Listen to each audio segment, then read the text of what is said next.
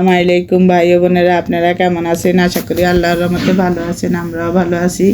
আজকে আমরা খেজুরের রস দিয়ে চিতল পিঠা রান্না করব। এই যে দেখুন, আমরা চালের গুঁড়া আর গরম পানি আর একটু লবণ দিয়ে গোলা করে নেব, আর একটু সয়াবিন তেল দিয়ে দেব, দিয়ে আধা ঘন্টা রেস্টে রেখে দেব। আর এবার আমরা ঢাকনা দিয়ে দেব, দিয়ে রেখে দেব।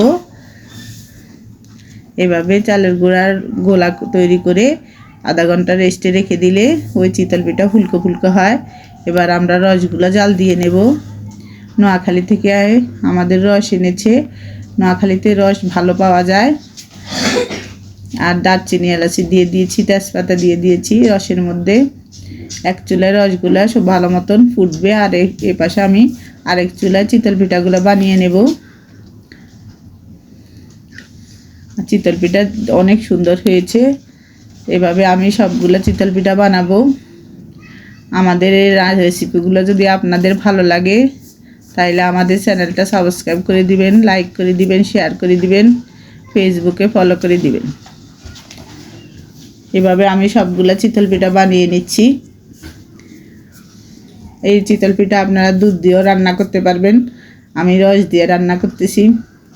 তবে সবচাইতে বেশি মজা হয় রস দিয়ে রান্না করলে।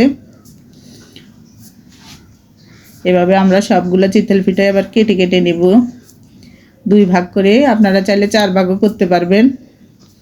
আমরা 2 ভাগ করে নিয়েছি। এবার চিতল পিঠাগুলো দিয়ে দিব, দিয়ে এবার নারকেল দিয়ে দেব, কোরানো নারকেল। এভাবে নারকেলগুলো দিয়ে যখন অন্তত 10-15 মিনিট আমরা ফুটাবো, ফুটিয়ে নামিয়ে নেব। এভাবে হালকা করে নেড়ে দেব। এইভাবেই রান্না করে 1 ঘন্টা নামিয়ে রেখে দিবেন।